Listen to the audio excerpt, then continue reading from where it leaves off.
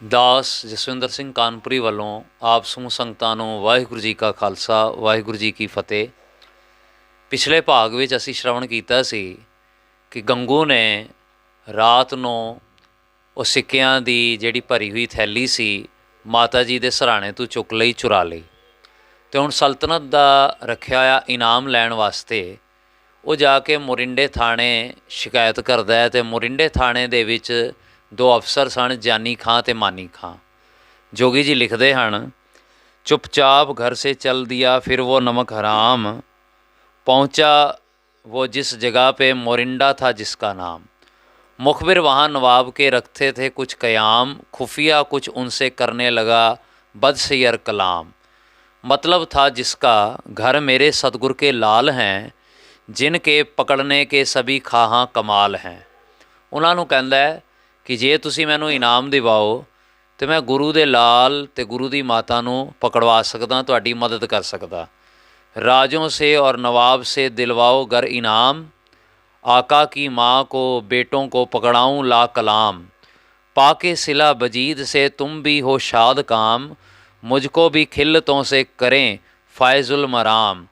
अल किस्सा लेके साथ वो जासूस आ गया, पकड़ाने शहजादों को वो मनहूस आ गया।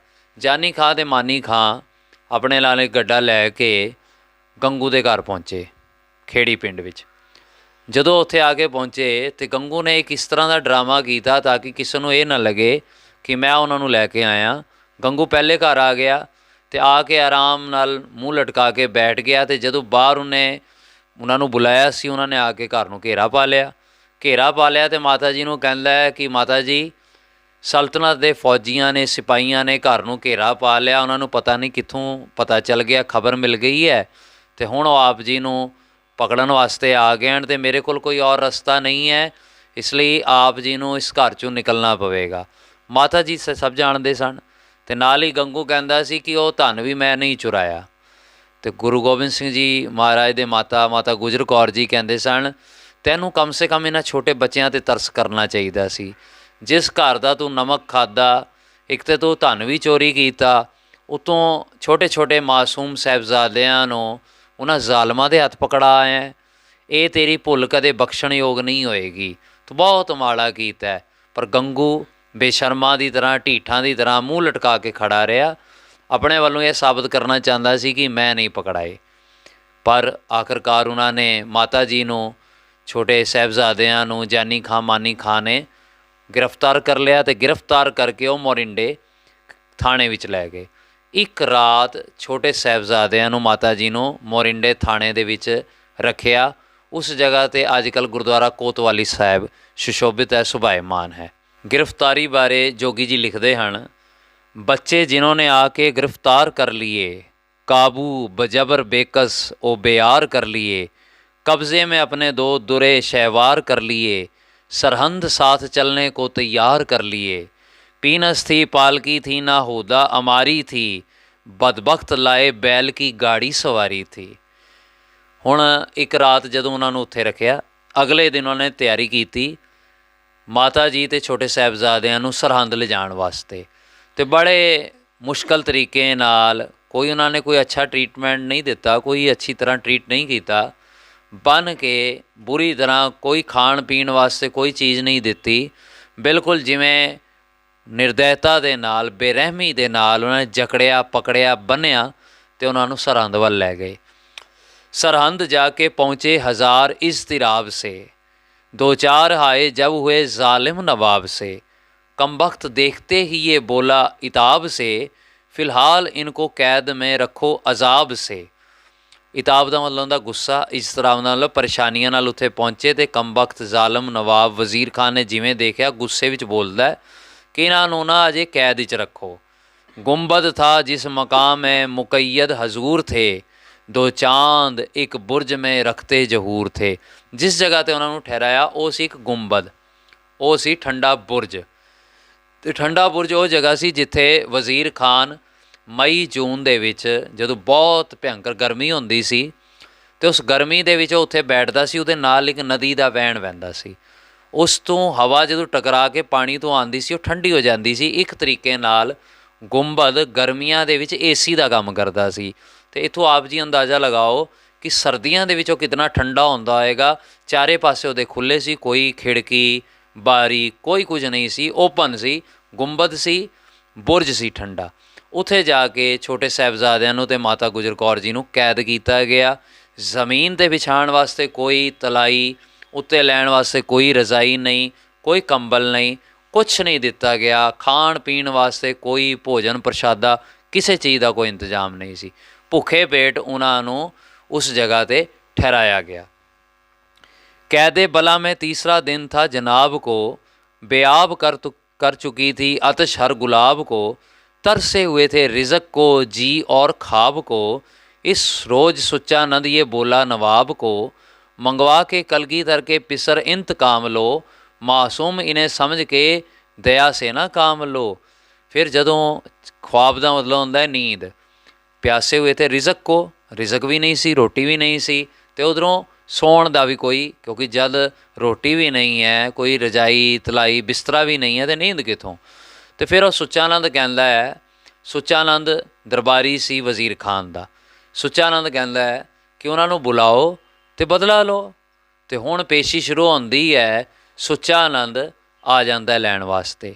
ਜੋਗੀ ਜੀ ਅੱਗੇ ਲਿਖਦੇ ਹਨ, बच्चों को लेने आए गर्ज चंद बेहया। सरदार इनका कहते हैं कि सुच्चानंद था। माता ने देखकर कहा है गजब हुआ। बस आन पहुंचा सर पे है मौका जुदाई का। हुण सुच्चानंद आंदा है, वो लैके जांदा है बच्चों नूं कचहरी विच साहिबजादे नूं पेश किया जाता है। साहिबजादे जदों कचहरी विच पहुँचते हैं तो गज वज के गुरु साहब की बख्शी फतेह वाहिगुरू जी का खालसा वाहिगुरू जी की फतेह गजाउंदे हैं।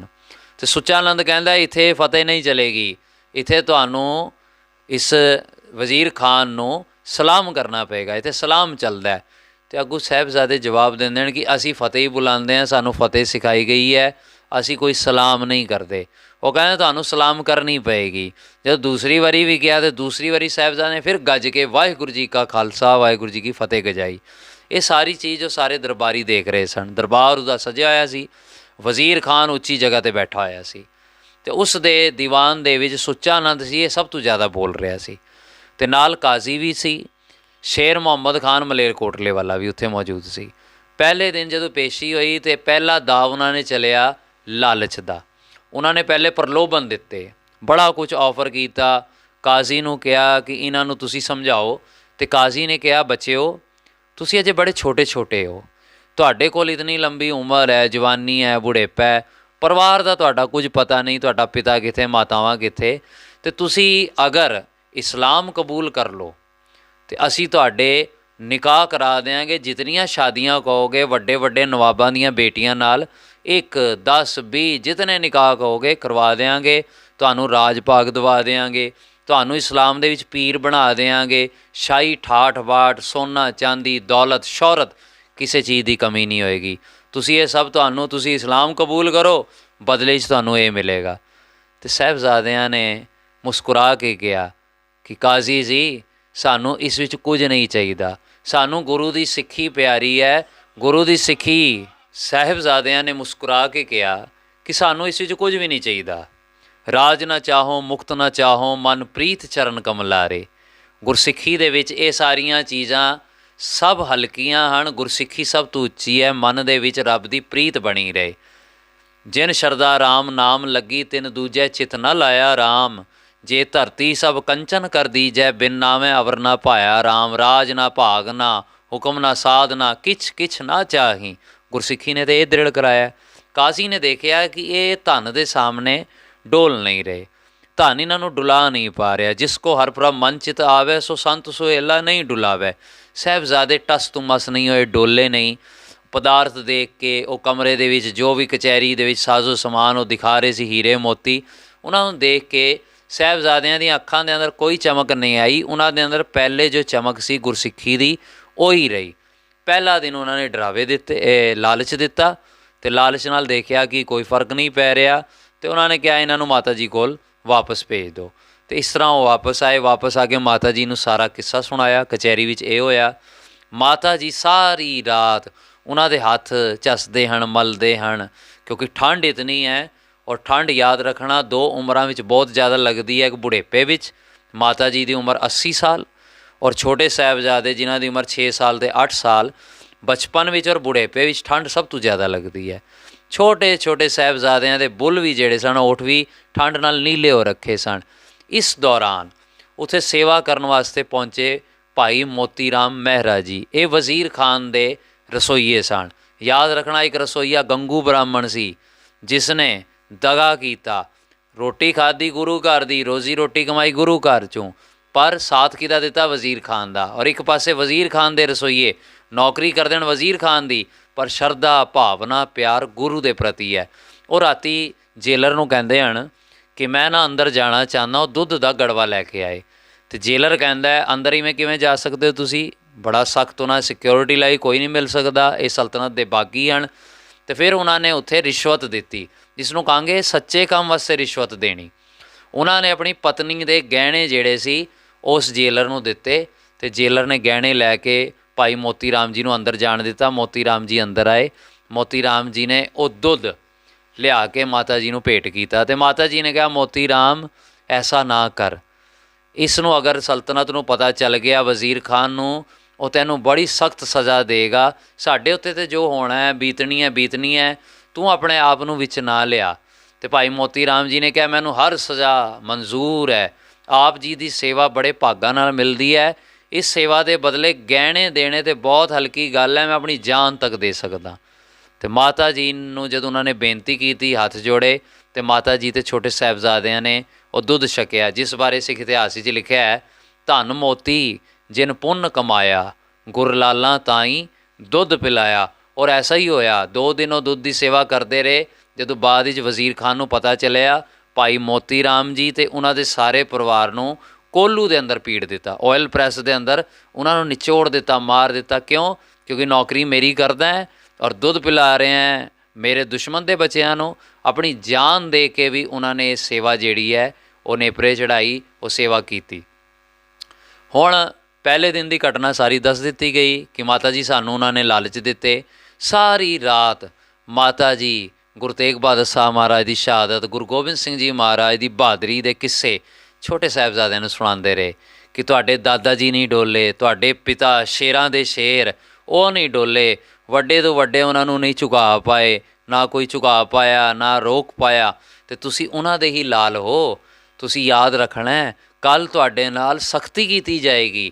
ਅੱਜ ਤੁਹਾਨੂੰ ਲਾਲਚ ਦਿੱਤਾ ਹੈ, ਕੱਲ੍ਹ ਡਰਾਵਾ ਦਿੱਤਾ ਜਾਏਗਾ, ਤੁਸੀਂ ਡੋਲਣਾ ਨਹੀਂ। ਅਤੇ ਛੋਟੇ ਸਾਹਿਬਜ਼ਾਦੇ ਕਹਿੰਦੇ ਮਾਤਾ ਜੀ ਅਸੀਂ ਬਿਲਕੁਲ ਨਹੀਂ ਡੋਲਾਂਗੇ।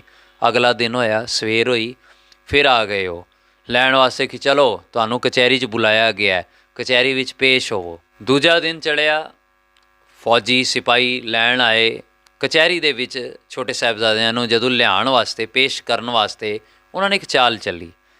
ਉਹਨਾਂ ਨੇ ਜਿਹੜਾ ਵੱਡਾ ਗੇਟ ਸੀ ਉਹ ਬੰਦ ਕਰ ਦਿੱਤਾ, ਅਤੇ ਇੱਕ ਜਿਹੜਾ ਵਿੰਡੋ ਗੇਟ ਹੁੰਦਾ ਹੈ, ਵੱਡੇ ਗੇਟ ਦੀ ਛੋਟਾ ਗੇਟ, ਉਸ ਨੂੰ ਖੋਲ੍ਹਿਆ। ਅਤੇ ਸਾਹਿਬਜ਼ਾਦਿਆਂ ਨੇ ਧਿਆਨ ਨਾਲ ਦੇਖਿਆ ਅੱਜ ਵੱਡਾ ਗੇਟ ਬੰਦ ਹੈ, ਛੋਟਾ ਖੋਲ੍ਹਿਆ ਹੋਇਆ ਹੈ। ਉਹ ਚਾਹੁੰਦੇ ਸੀ, ਕਿਉਂਕਿ ਛੋਟੇ ਗੇਟ ਦੇ ਵਿੱਚ ਪਹਿਲੇ ਸਿਰ ਅੰਦਰ ਕਰਨਾ ਪੈਂਦਾ, ਸਿਰ ਅੰਦਰ ਕਰਕੇ ਜਾਣਾ ਪੈਂਦਾ। ਅਤੇ ਸਾਹਿਬਜ਼ਾਦਿਆਂ ਨੇ ਦੇਖਿਆ ਜਦੋਂ ਕਿ ਇਹ ਸਾਨੂੰ ਸਿਰ ਅੰਦਰ ਕਰਾਉਣ ਦਾ ਮਕਸਦ ਇਹ ਹੈ ਕਿ ਉਹ ਇਹ ਸੋਚਣ ਕਿ ਜਿਵੇਂ ਹੀ ਸਾਹਿਬਜ਼ਾਦੇ ਸਿਰ ਅੰਦਰ ਕਰਨਗੇ ਅਸੀਂ ਤਾੜੀਆਂ ਮਾਰਾਂਗੇ ਕਿ ਦੇਖੋ ਗੁਰੂ ਦੇ ਲਾਲਾਂ ਨੇ ਸਿਰ ਝੁਕਾ ਦਿੱਤਾ, ਕਿਉਂਕਿ ਪਿਛਲੇ ਦਿਨ ਸਲਾਮ ਤਾਂ ਕੀਤਾ ਨਹੀਂ ਸੀ, ਝੁੱਕ ਕੇ ਸਲਾਮ ਕਰਨਾ ਹੁੰਦਾ ਰਾਜੇ ਨੂੰ। ਅਤੇ ਉਹਨਾਂ ਨੇ ਸਾਹਿਬਜ਼ਾਦਿਆਂ ਦੇ ਰੌਸ਼ਨ ਦਿਮਾਗ ਦੇਖੋ, 6 ਸਾਲ 8 ਸਾਲ ਦੀ ਉਮਰ ਕੁਝ ਵੀ ਨਹੀਂ ਹੁੰਦੀ, ਇਤਨੀ ਛੋਟੀ ਉਮਰ ਵਿੱਚ ਇਤਨਾ ਰੌਸ਼ਨ ਦਿਮਾਗ ਔਰ ਇਤਨੇ ਬੁਲੰਦ ਇਰਾਦੇ ਇਹ ਗੁਰੂ ਦੇ ਲਾਲਾਂ ਦੇ ਹੀ ਹੋ ਸਕਦੇ ਹਨ। ਜਦੋਂ ਉਹਨਾਂ ਨੇ ਦੇਖਿਆ ਕਿ ਗੇਟ ਛੋਟਾ ਖੁੱਲ੍ਹਾ ਹੈ, ਅਤੇ ਸਾਹਿਬਜ਼ਾਦਿਆਂ ਨੇ ਸਿਰ ਅੰਦਰ ਕਰਨ ਦੀ ਜਗ੍ਹਾ ਪਹਿਲੇ ਆਪਣੇ ਚਰਨ ਅੰਦਰ ਕੀਤੇ, ਅਤੇ ਚਰਨਾਂ 'ਤੇ ਪਾਈਆਂ ਸੀ ਜੁੱਤੀਆਂ। ਅਤੇ ਜਿਵੇਂ ਹੀ ਅੰਦਰ ਚਰਨ ਕੀਤੇ, ਅਤੇ ਰਾਜੇ ਸਾਰੇ ਜੋ ਦੇਖ ਰਹੇ ਸੀ, ਸੁੱਚਾ ਨੰਦ ਦੇ ਸਾਰੇ ਦਰਬਾਰੀ, ਅਤੇ ਉਹਨਾਂ ਨੇ ਦੇਖਿਆ ਕਿ ਇਹਨਾਂ ਦੇ ਅੰਦਰ ਜੁੱਤੀ ਕੀਤੀ ਹੈ। ਮਾਨੋ ਇਹ ਸਾਫ਼ ਕਹਿ ਰਹੇ ਹਨ ਕਿ ਤੁਹਾਡੇ ਸਾਹਮਣੇ ਸਾਡੇ ਸਿਰ ਨਹੀਂ ਝੁਕਦੇ, ਤੁਹਾਡੇ ਸਿਰ ਸਾਡੀਆਂ ਜੁੱਤੀਆਂ 'ਤੇ ਹਨ। ਅਸੀਂ ਆਪਣੀਆਂ ਜੁੱਤੀਆਂ ਦਿਖਾਉਂਦੇ ਹਾਂ ਤੁਹਾਨੂੰ, ਤੁਹਾਡੇ ਰਾਜ ਨੂੰ, ਤੁਹਾਡੇ ਆਫਰਸ ਨੂੰ, ਤੁਹਾਡੇ ਦਿੱਤੇ ਹੋਏ ਲਾਲਚਾਂ ਨੂੰ, ਅਸੀਂ ਸਭ ਨੂੰ ਜੁੱਤੀ 'ਤੇ ਰੱਖਦੇ ਹਾਂ, ਜੁੱਤੀ ਦੀ ਨੋਕ 'ਤੇ ਰੱਖਦੇ ਹਾਂ। ਇਹ ਜੁੱਤੀ ਜਿਹੜੀ ਹੈ ਉਹ ਸਾਰਿਆਂ ਦੇ ਮੂੰਹ 'ਤੇ ਪੈ ਗਈ। ਹੁਣ ਅੰਦਰ ਆਏ, ਅੰਦਰ ਆ ਕੇ ਉਹਨਾਂ ਨੇ ਫਿਰ ਗੱਜ ਵੱਜ ਕੇ ਵਾਹਿਗੁਰੂ ਜੀ ਕਾ ਖਾਲਸਾ ਵਾਹਿਗੁਰੂ ਜੀ ਕੀ ਫਤਿਹ ਬੁਲਾਈ। ਸਾਰੇ ਦਰਬਾਰ ਵਿੱਚ ਸੰਨਾਟਾ ਛਾ ਗਿਆ। ਇੱਕ ਰੌਸ਼ਨੀ ਸੀ ਜੋ ਚਿਹਰੇ ਤੇ ਉਹਨਾਂ ਦੇ ਝਲਕ ਰਹੀ ਸੀ, ਇੱਕ ਤੇਜ ਸੀ, ਇੱਕ ਪ੍ਰਤਾਪ ਸੀ।